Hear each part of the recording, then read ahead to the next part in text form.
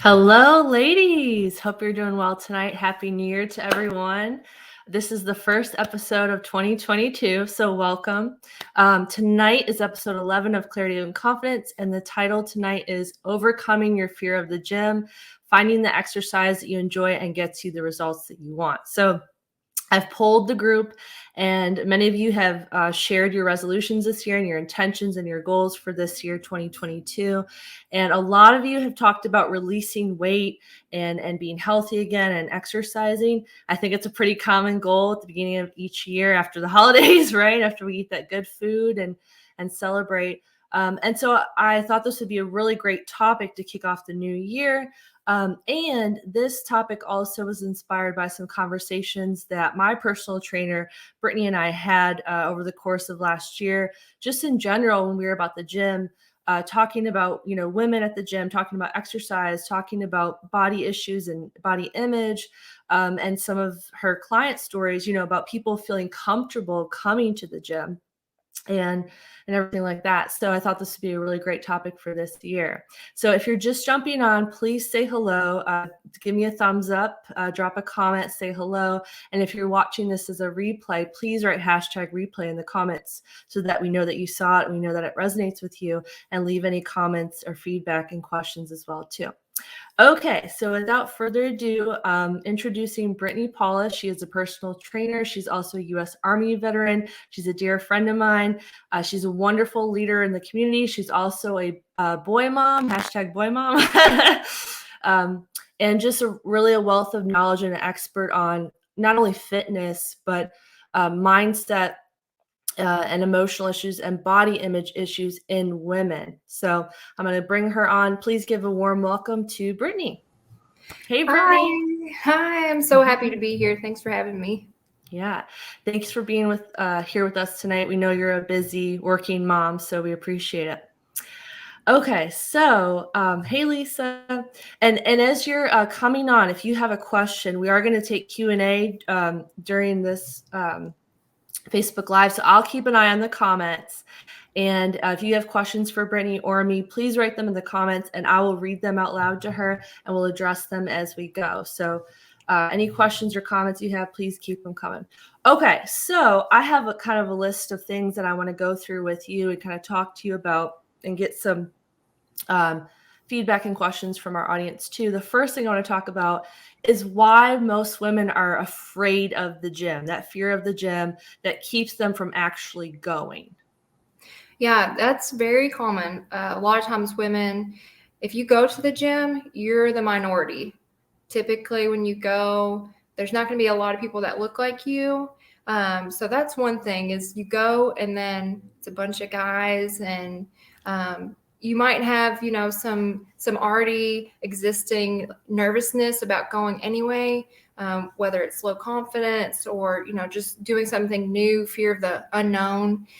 So there's a lot that goes into it, and it's totally normal to feel that way. And there's a lot of women that feel that way. So if you feel that way, you are not alone and you can get through that. Absolutely. Even like for me, I kind of grew up in a gym, and you too, right? You're used to working out all your life. We played sports. So for me, the gym was a familiar place, but even after, I had Madison, my daughter, and I was, out of the gym for quite some time and still trying to lose the baby weight. Even that just going back after being out for maybe a year was kind of nerve-wracking for me. And me being used to someone who's used to going to the gym, I mean, how is it for the women who, maybe they didn't play sports growing up, right? Or maybe they just weren't naturally athletic. They were good at other things. So don't have that background of going to the gym. Does that make sense? Yes, if you have never been in a gym and you walk in that first time, it can be stimulation overload. There's all these machines that you don't recognize. There's weights, but you don't really know what to do with them. And so, for me as a personal trainer, that's kind of my job, is to say, come be with me. Let me show you, what are your goals? What do you want to do? What are you comfortable with doing? And what are you capable of doing? And showing people, okay, well, here, this is the tool that you'll use for this. And this is how it's supposed to look. and just breaking down those barriers of the overwhelm feeling that you get when you go in, and just building that knowledge. And, even if you just go in and start with one machine or one movement, one cardio machine, that's all it takes to get started, is just knowing one. And then once you feel comfortable with that, that builds your confidence, and then you can learn more. You're like, okay, I didn't know this, now I do. Maybe I could do the same thing with other machines and other exercises. Right. And those of you who are in this group, you hear me harp on that all the time. Confidence comes from repetition, right? So yeah, I agree. I think the first step, the first machine, the first move is the hardest, right? And it's just that unfamiliarity, not knowing how to do it. And then you build on that, right? So I feel like the biggest hurdle is to just show up, right? That's a big deal in and of itself, just showing up, right? Yes. And a lot of times women, they'll come and they'll think that showing up isn't that big a deal, but that's when somebody comes for that first time, I'm like, good job. Like, seriously, good job. This is the hardest part. Just showing up that very first time is the hardest part. Exactly. Brittany, what specifically, you're talking about machines and weights. I noticed that, in yoga class, women are there, right? And in certain areas of the gym, treadmills, women are. When it comes to the weight room, right, where all the heavy weights are, right, in the weight room, I noticed that women specifically are intimidated by the weight room. Why is that?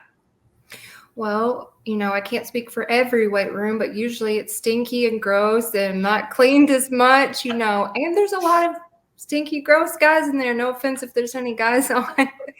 But, it's kind of a dungeon feel, or it's heavy. Or if you're in there, there might be the guys in there that are lifting really, really heavy weights, or you might not know, how to move those weights. A lot of times in the other places, they'll have like the machines where they have pictures that show you how to do stuff. But a lot of times in weight rooms, there's not. It's just the weights. So you have to either do your research beforehand and know what movements you want to do, or you need to have somebody who can guide you, whether it's a friend or a professional who can just take you alongside and show you this is how you're supposed to do this. Right. And for me, I kind of feel like maybe when I was younger, not so much now, but when I would walk into a weight room and there'd be a lot of guys in there, a lot of people, and a lot of the benches were taken up. So there have been times, even me, I'm familiar with the gym, I felt like they were lifting such heavy weight and I was over here lifting like 10s, and 15s, and 12s. And I almost felt like I was taking up a bench. Does that make sense? Because you my weight didn't belong. Yeah. Yeah, No, you right. Yes, you deserve that bench just as much as that guy that can lift 300 pounds. If you are using it to get stronger and for your health, you have a spot in that weight room just as much as the biggest, strongest person in there. Can we quote you on that? I love that. Yes. You have a spot in that weight room just as much as the biggest, strongest person in there. Absolutely. I don't think we think about that. Like, if you're a paying member, right? You pay the same membership, right? You deserve to be in that spot too. That's a good way to put it. And you'll probably clean it when they won't. So even more. Yes, we need more women in the weight room so it'll be clean. And so it won't smell as much, right? Yeah, yes, please. I need your help. Please come to the weight room. Women, come to the weight room. Let's clean it, right? It's ours. We're taking it back. I love that. We got some hearts from Julie on that one. So that being said, the machismo. That's for Julie. The machismo. Too much machismo. We need more. Machismo? Yeah, we need to take that back a little bit. I love that. So that being said, how any just quick tips or mindset things you can give women to just initially feeling safe in the gym and confident in the gym as you're showing up, as you're walking around? Okay, so everybody's different. The level of uncomfortableness that you experience is different, but there is this common thread of whenever you do something new, it's going to feel weird and it's going to feel intimidating. So just let yourself go. Even if you literally go in and are there 5 minutes and then leave, that creates a new pathway in your brain to where you know, hey, I can show up. So even if you don't do anything but show up, that's a good first step. So do that. And then also know that, like, be kind to yourself. Know that this is a new journey, that you're going to feel a little uncomfortable, but just be willing to take those steps and be patient with yourself. If you have someone that you can go with, or, I am a personal trainer, and so I'm not saying this because I want business, but it's if this is something that you really struggle with, invest in a personal trainer. Invest in having someone who can go with you and help you feel more comfortable, and you can shop around with personal trainers. If you want somebody who will push you and, be like a Julian and yell at you, you can do that. But you can also find the Bob. You can find the really kind person who will just be there with you and kind of be your cheerleader and supporter. So, if you had a bad experience with a personal trainer before, don't think that that's how all trainers are. It's just like a doctor or specialist. You have to find someone who's a good fit for you. So that would be like my main ones, is just to be kind to yourself, take that first step. And if you need somebody to help you, invest in it. You're worth it, and it'll get you on the right track, and it'll build your confidence to where you can hopefully do it on your own. And that was always my goal with clients, that I wanted to get them comfortable enough to where they could do it without me, and that they knew enough that they could do it without me. And, that was my marks of success, is if I was able to help somebody to the point where they didn't need me anymore. And so that's my advice. Good. Really, really, really good advice. And and like you were talking about trainers, shopping for trainers, I've had trainers like the Jillian Michaels type who were like, yeah, screaming at you and, and all the things are real tough. Right. And then I've had trainers like you who are just, more on the opposite side, like calm, and really about the mind body connection. Right. And getting back in touch with your body and all those things. And really kind of slowing it down and making sure that each movement is like very intentional, right? And it made it such a there was, I mean, and I think it depends on your personality, but there's different styles. I feel like it's like, go as hard as you can, right? Let's kill it. And then there's the style of like, all right, let's slowly grow, right? We're doing this from a place of intentionality, calm, right? And I love that there's all different types of trainers out there. So I agree with you. Find the one that's right for you. Let me go back to this real quick. I think one of the biggest fears women have going to the gym and like being in the weight room and just working out in general is that you feel like people are watching you. Like you feel like everyone's staring at you, especially if you feel subconscious about your body already. What advice would you give to people who just, are like, I don't want anyone looking at me. I don't want people staring at me while I'm working out, right? I don't want to see people see me sweating, things like that. Yeah, that's totally normal. That's totally normal. That was something I struggled with when I first started going to the gym after having my children. You think that, I think it's normal to think that, and a lot of it is your insecurities, and that's normal too. But after working at a gym for a long time, I realized it doesn't matter what somebody's body looks like.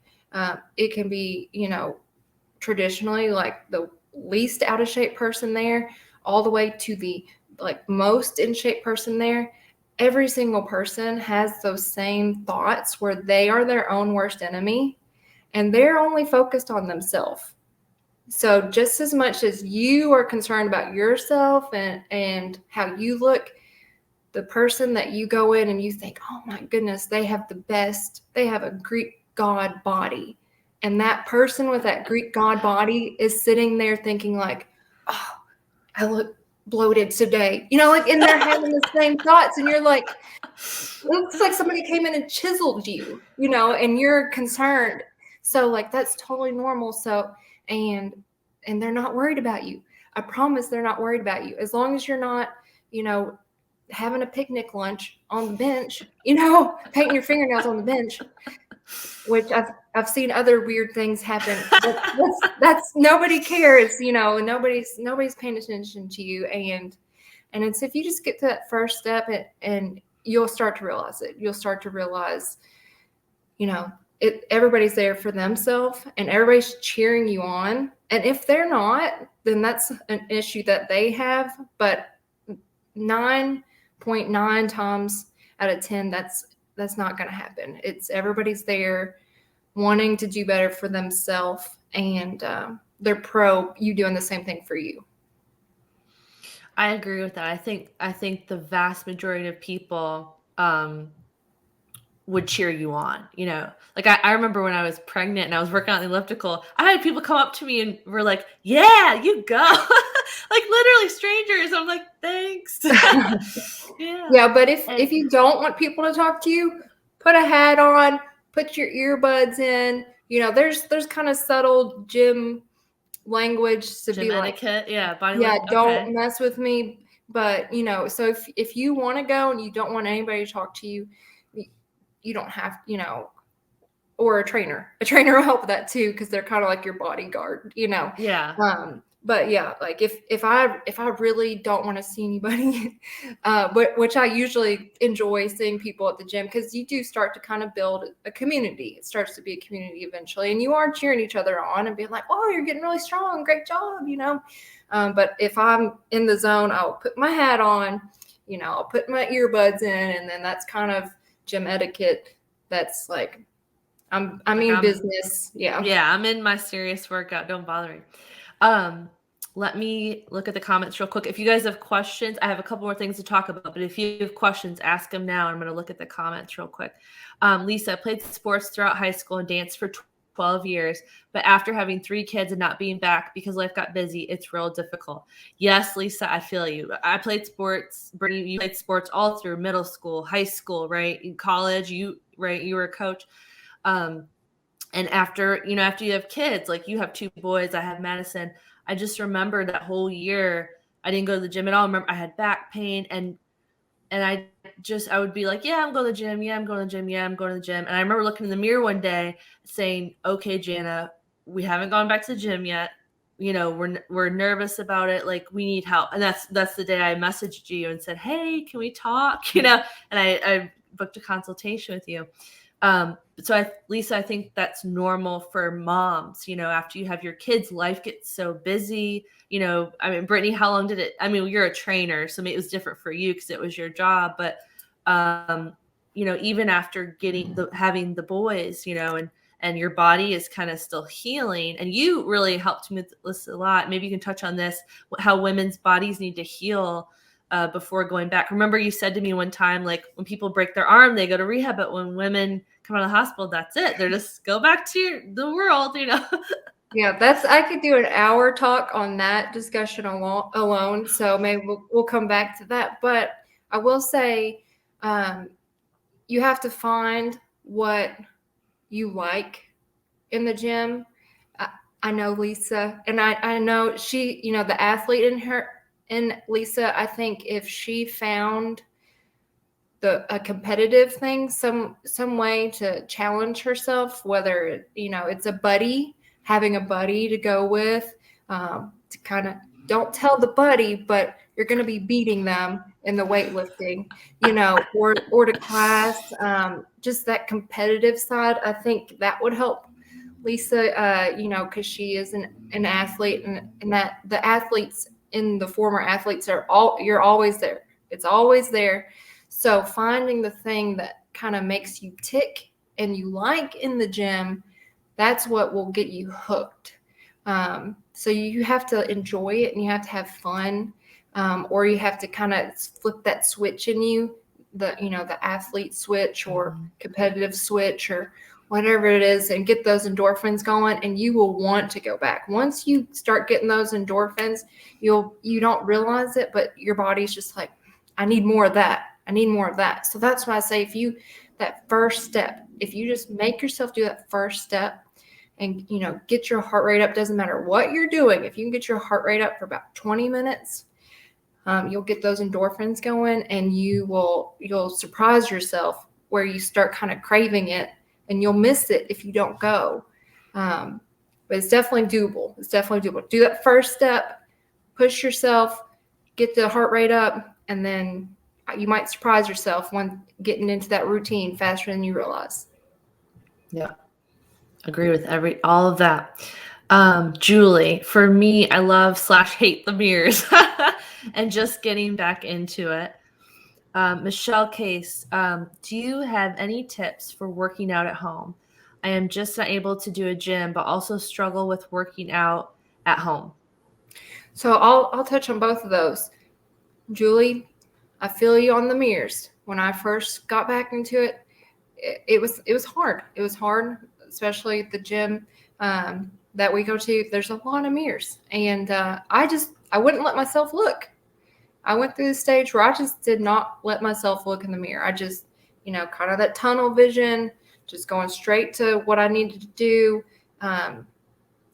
Because either you need to be kind to yourself, or just, if you know that's something you struggle with, don't let yourself do that. Don't let yourself look. Either you have to be able to look and be like, this is my starting point.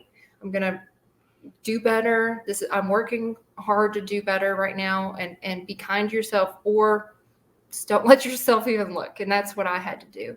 And then talking about working out at home, everybody's different. This is where I would love to set up, kind of a private consultation to ask more questions and kind of figure out what you need at home, what you have, any sort of medical history, or if it's time, what is it?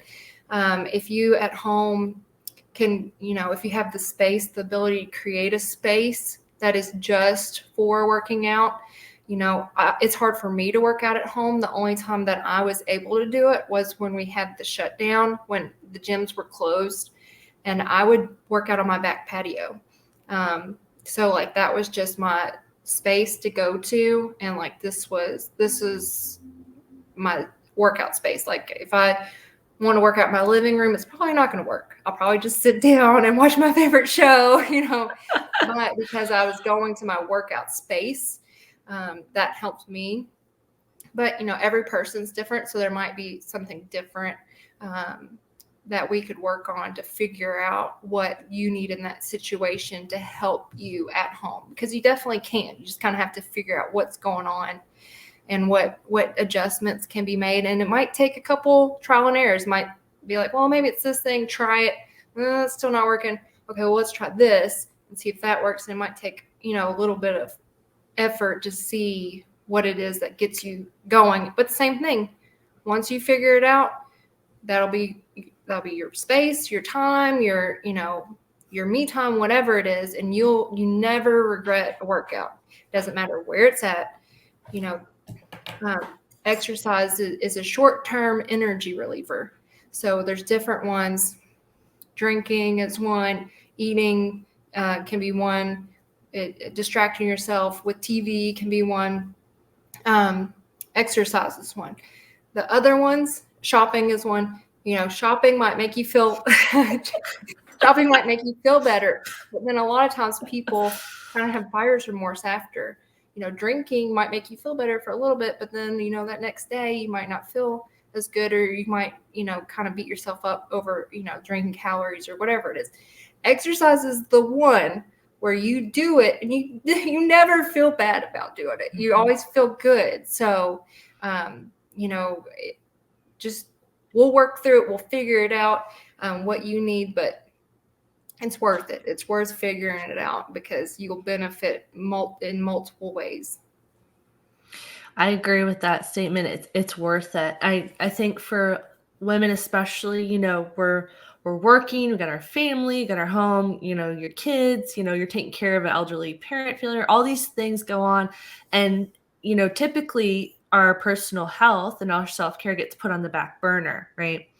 And when you do that for so long, you get so used to that, right? You get so used to putting yourself last. You get so used to putting your personal health last and just saying, oh, I'll do it tomorrow, brush it off, right? It's not a priority, right? And you become okay with that.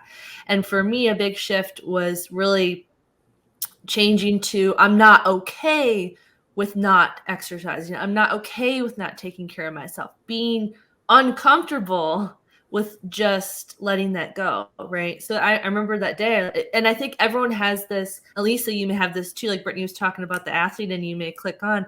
I think everyone has this moment, and you have to have your own light bulb moment where you maybe you look in the mirror, or maybe it's just you sitting down one day, and it just shifts in your mind, like I'm done putting myself on hold. Like this is important, right? I'm important, and I deserve this. I'm worth it. I deserve it, and it needs to be a priority, right?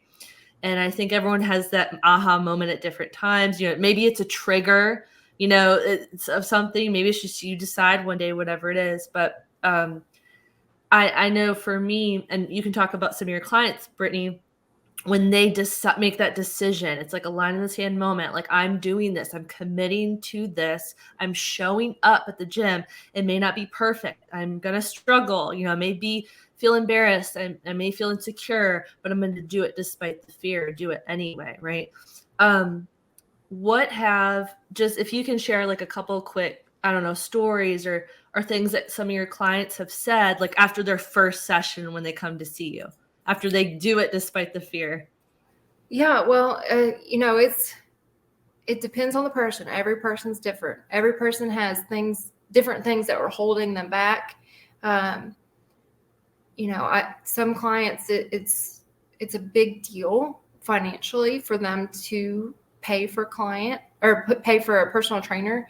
And so, kind of seeing that light bulb go off when they realize, that this wasn't a waste of money, that they invested in themselves, and they invested in, my knowledge and my support, and that sort of stuff. So for some people, it's the financial aspect of it. And so, I think they kind of feel guilt. We talk about shopping, and you can feel guilt from that. So they kind of feel guilt, but then once it's almost immediate that they see this was a good decision. This is a good decision. And they kind of give themselves, a pat on the back for allowing themselves to invest in their health. So that's one. Another one is just like if people have insecurities and it is really hard for them to go, and they've tried to go on their own over and over and over, and it just didn't work out. But then having that accountability and actually showing up and actually completing something, just saying, I'm going to do this, and then showing up and doing it. And then there's this light bulb moment of, I can do something that's hard. I can do hard things. And so then there's that confidence in the ability to accomplish something. And then, I've loved when there's people who think they can't do things physically, and then they prove themselves wrong, or I'm able to show them the right way to do things, and we build their strength. And so then they do things that they never thought they would be able to do, or never thought they'd be able to do again. And so that was something that I learned through the military.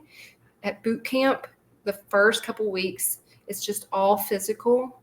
And there were times where I thought, I can't be in this position any longer. I can't do this. I can't keep doing this day after day after day. But I did. And through that, I learned that your body and you are so much stronger than you give yourself credit for, or you think you are. And that really is a human survival mechanism, is our brain. When we have a tank and we put forth this much effort, our brains start to say, hey, we really need to, stop. That's enough. Because, thousands of years ago, you had to have more in your tank to be able to go forage for your next meal, or cross the, river, for Oregon Trail. But that's not us now. So when our brain tells us, okay, that's enough, you're capable of so much more. And so when you start to see that, and your body is resilient, and things that people have thought that they had lost forever or never be able to do again, and they do that, and it's just like, this moment of wow, it's disbelief, and it's a nice moment. Yeah, that's amazing. Not to get off topic, so I want to talk about two more things, but a little bit in the group, we talk about, your conscious mind and your subconscious, and the subconscious is part of the body, right? And so, like you said, your body's used to these patterns. It's used to doing things. When you go to the unfamiliar, your body's like, whoa, whoa, whoa, whoa, whoa. Let's go back. This is too hard. We're going to fail. We're going to be embarrassed, whatever. And I think you made a good point about, being able to really be present in the moment and be conscious of, no, I can do this. We're doing something new. I'm going to try this new. And you taking control over that and taking the reins, if you will, and not allowing the old patterns of the subconscious mind body take over. You're in the driver's seat, right? You decide what we're doing, right? We're making this change. We're doing something new. I know, body, you're screaming at me right now, and ego's getting in there and saying, no, we're afraid. This is not, we better retreat. But you are always in the driver's seat when you choose to be. So I think that's a good point about people surprising themselves, right? And being in the driver's seat and being the director. Let me check on. Oh, go ahead. When you do something new, you have that fear. If you let yourself not go, that reinforces in your brain that you are going to die. Because that's what your brain is telling you. Your brain's like, no, you can't do this new thing. You're going to die. That's not logical, but that's the survival mechanism that is built into us that helped our ancestors survive. So when you think, oh, I can't go to the gym, I'll die, I'm over exaggerating, but when you don't go, that reinforces in your brain, yeah, my brain was right. I was going to die. And so then it makes it harder and harder. And so you have to, if you feel like you shouldn't go, just go. Literally try just driving and parking there. If that's the first step, the next time, drive, park, walk 10 steps, turn around, walk back if you want to. But as long as you're building and you're proving to your brain that it's wrong, that you are capable of doing this, that you are in control, and that you're smart enough to keep yourself alive, and then your brain will be like, oh, okay, all right, you know what you're doing. Go ahead. Let's do this thing that's good for us. It'll get on board, so to speak. Yes. Okay. Recommendations for those women who, maybe weren't athletic growing up, didn't play the sports, right? Maybe they were good at other things. Recommendations for women who say, I hate exercising. Like, I hate exercising. I'm not good at it. I just hate it. What would you say to those women? You probably are right that you hate a certain exercise. If you've had a bad experience, it's kind of like we're talking about the trainers. You might have had a bad experience with a certain exercise, and that's normal. That's not your exercise, and that's okay. That doesn't mean that there's no exercise for you. And I kind of mentioned it earlier, finding what you like to do. It doesn't matter if it is going for a walk, turning on music and dancing in your kitchen, going to a group exercise class and hitting things with drumsticks, going and punching a punching bag, going on elliptical and putting in a book on tape and just having, your moment on the elliptical.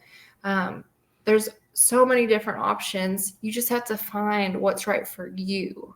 And not everybody is going to be an avid cyclist, but that doesn't mean that you are not an active person, that you're not someone who wants to take care of their body.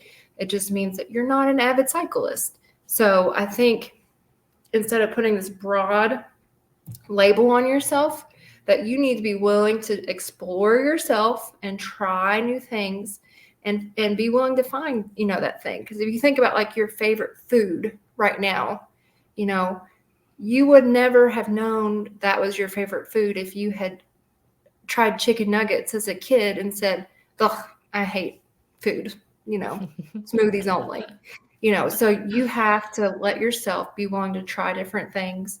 And then knowing yourself, if you know that you're not going to go out there and cycle 20 miles a day, you don't like being outside, don't go outside and try to cycle and then be mad at yourself for not liking it. If you don't like swimming, if you're scared of the water, don't you dare go to the pool and then beat yourself up because you didn't, you're not Michael Phelps like that. You have to know yourself. You have to say, I like to dance. If you like to dance, try doing a group class where they dance, or if you like sitting, sit and row. You have to know yourself and know kind of what motivates you. And there is an exercise out there for you. I like that. Another catchphrase for Brittany. There's an exercise out there for you.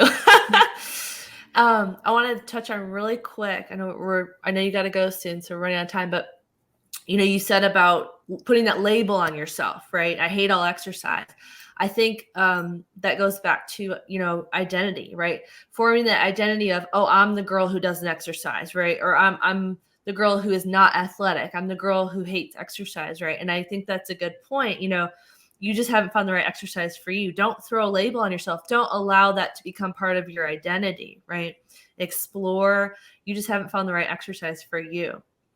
Best exercises that would really get you results, most bang for your buck, for people who are maybe short on time, right? They're busy working, busy moms, don't have a ton of time, can't spend 2 hours at the gym, right? What's the most bang for your buck? Well, again, finding something that you like. So that's the main thing. But if you want to strength train and get the most bang for your buck, well, I say this as if they already know about strength training, but a lot of women don't know about strength training. A lot of women think they have to go and do cardio. But strength training is the most bang for your buck, especially big muscle groups. So let's say you have like really minimal time. Let's say you can only work out 10 minutes a day. Mm-hmm. If you only have 10 minutes a day to work out and you have access to weights, you would want to do weights for the biggest muscle groups in your body. And, you could look this up on your own, just look up anatomy and see the muscle groups. But, your back, your lats, that's the pull down sort of exercise. That's a huge muscle group in your back. Legs, women, if you have the ability to do deadlifts, that's where you keep your legs straight and you go down and come up. You want to work that, your glutes. So you would go for the big muscles in your body and you would take turns. So if you did, 10 minutes of your lats, on Monday, and then you let that heal for 2 days. And so the next day you did the back of your legs for 10 minutes. The next day you do the front of your legs for 10 minutes if you could, or, your chest, doing the big muscle groups, but taking time and just allowing yourself to do something and to feel that muscle work connection, fatigue the muscle, and then giving it time to heal. And that builds your metabolism. A lot of women think, oh, if I do, weight training, I'm going to get big and bulky. But that's not going to happen unless you are taking a lot of supplements like testosterone injections and taking estrogen blockers and all different things. The women that you see that are really big and bulky, they had to work really hard, not just in the gym, but, with other ways to get that way. You're not going to get that way. But what it will do, it will build muscle and it'll recomposition your body. So you might not even change that much, with your clothing. You might be able to wear the same clothes, but they'll fit differently. They'll fit better. And that will build your metabolism, having the more muscle, because muscle burns calories. So even when you're sleeping, the more muscle you have, the more calories you're burning. So if you keep everything about your diet the same that you're doing right now today, but you take a month and you work out 10 minutes a day and you're building muscle every day for the month, your metabolism is going to go up. And so you're going to be burning more calories. And it doesn't matter, what you're consuming. So you're going to not be on the same path of gaining weight, or you might even start to lose body fat. And that's what most people's goal is. So strength training, if you've not heard about it, You're welcome. You're welcome. I like that. Yeah, you're welcome. Okay. Oh, we have about 5 minutes left before you have to go. So if you guys have any specific questions, please write them in the comments now. And I will recite them for Brittany. As I'm waiting on any comments, so Brittany, how do people get in touch with you? How do people work with you? Do you want to talk a little bit about that and kind of your unique approach as a trainer and given your unique background as well? Yeah, so I am making transitions in how I'm training right now with the shutdown and everything. Right now, what I'm offering is to do kind of like this video consultations where it would be one-on-one. It would just be us. And I would be able to talk with you and figure out what you need to do. Because a lot of times, especially people who are already active, there's a blind spot usually. So they might be doing this thing, but they're not doing this thing. And I can see that. They might not see it, but I can see it. And I can say, okay, well, I see what you're missing. This is what you need. And you'll be surprised how easy it is. Other people who don't work out at all, and they might, need somebody to talk them through what is actually going on, consciously and subconsciously that is keeping them from doing what they really want to and need to do. So that would be, that one-on-one conversation where we talk about, what's holding them up. And then we kind of get to the root of what it really is. So that way that clears that out and gives them the ability to let themselves do what they want to do. And so I'm going to be doing some Google Meets. And so if you are interested, you can email me. My email is brittany.palis@gmail.com. And I'd love to set up, a one-on-one meeting and we could talk. And then what I will do is I will set up individualized, personal first steps. What are those first steps to get you where you want to be? And usually it just takes one or two things and you'll get on track. But sometimes you need an outside perspective to help you see something you're missing or help you take that first step. And I'd be happy to help people with that. Yeah, I think you're right. I think when people think about going back to the gym or starting a new exercise regimen, it feels like I've got to do this big, huge, massive thing. It's got to be hard. It's going to be heavy. I got to psych myself up to do it. I've got to be ultra disciplined, right? And I know for me, like when I looked in the mirror that day and I decided to message you, it was like, yes, just come talk to me, And it was very much like, oh, that's all I have to do, right? And then after we had our 20-minute conversation, it was like, oh, okay, great. It was just so easy and calm. And I think most people don't realize how easy and simple it is. Like the first steps are the getting over the fear of taking that first step is really all in your head. And it's the biggest hurdle. Once you take that first couple of steps, it feels good. It feels easy. It just kind of feels like the natural next thing to do. Okay. Any questions, you guys let me know. I'm going to leave Brittany's email up here if you would like to email her. So you're offering, you said 20-minute consultations, video like this, and it's on Google Meets. So if you guys want to reach out to Brittany and have a consultation with her, BrittanyPaulus@gmail.com, and I will put the links in the comments too. Julie, amen. One step at a time. Yes. Yeah. That's so true. Okay, guys, I know you have to go, so we'll end on that note. Thank you all so much for being here. Thanks for your comments. Thank you for your questions. Brittany, thank you for being here. If you're watching this as a replay, you can still write #replay in here. And if you have any questions, tag me in it. If you want to reach out to Brittany, I'll put her email link in the comments too after we're done too. Lisa says, thank you. Thanks, Lisa, for being here. Thanks for your questions. Julie says, thank you so much. Thank you, guys. Okay, we'll let you go. We'll end on that note. Thank you, everyone. Bye, Brittany. Bye. Thank you. Have a good night, guys. Bye.